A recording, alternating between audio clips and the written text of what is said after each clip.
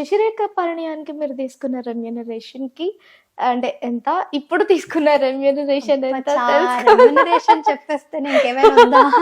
For me first remuneration చెప్పు. First remuneration నేను చిన్నప్పుడు I think when ever 6th standard 4th standard ఒక దూరదర్శన్కి కన్నడలో ఒక ఇది చేశాను, జస్ట్ 1 డాక్యుమెంటరీ చేశాను. 1 వీకెండ్ డాక్యుమెంటరీస్లో వచ్చేది డాక్యుమెంటరీ సీరియల్ అది చేశాను.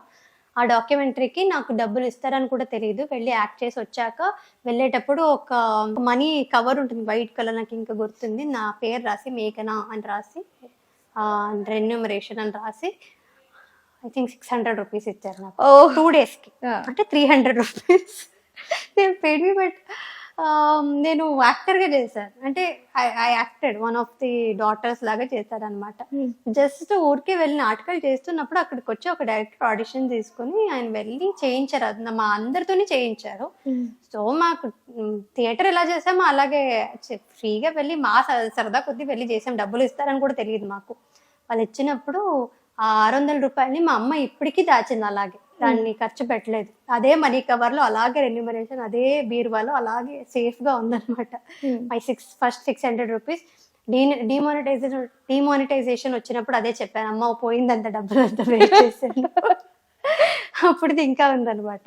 సో బట్ వేస్ట్ కాదు, ఇట్స్ అ మెమొరీ అలా ఉందన్నమాట. సో 600 రూపీస్ 2 daysకి, అంటే పర్ డే 300 రూపీస్ నా శాలరీ.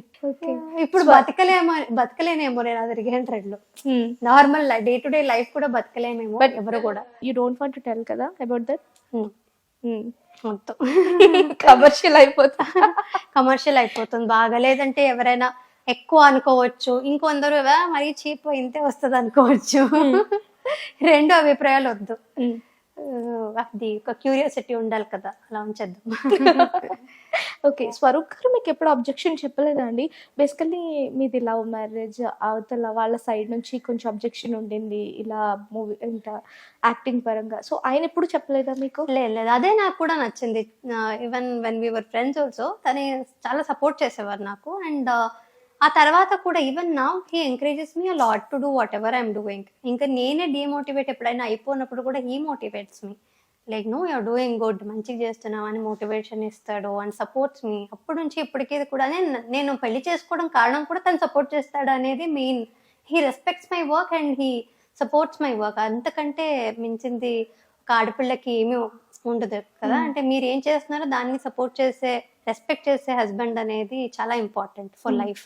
క్వాలిటీ కూడా నాకు బాగా నచ్చింది. అండ్ ఆ పెళ్లికి ముందు అలానే ఉన్నాడు, పెళ్లి తర్వాత కూడా ఎప్పుడు కూడా తను సపోర్ట్ చేయలేదని లేదు. బికాజ్ తను బెంగళూరులో వర్క్ చేసేవారు, ఆ తర్వాత చెన్నైలో వర్క్ చేసేవారు. అండ్ ఇప్పుడు నా కోసమని నాకు ఇక్కడ వర్క్ ఎక్కువ ఉంది అని తను ఇక్కడ ట్రాన్స్ఫర్ చేసుకొని he is now living in Hyderabad with me. So sacrificed Bengaluru life and came to Hyderabad. తన ఫ్రెండ్స్ అందరూ అక్కడే ఉన్నా సరే he came here for me కదా. So definitely encouragement, support and వాళ్ళ ఫ్యామిలీని కూడా తనే కన్విన్స్ చేశాడు.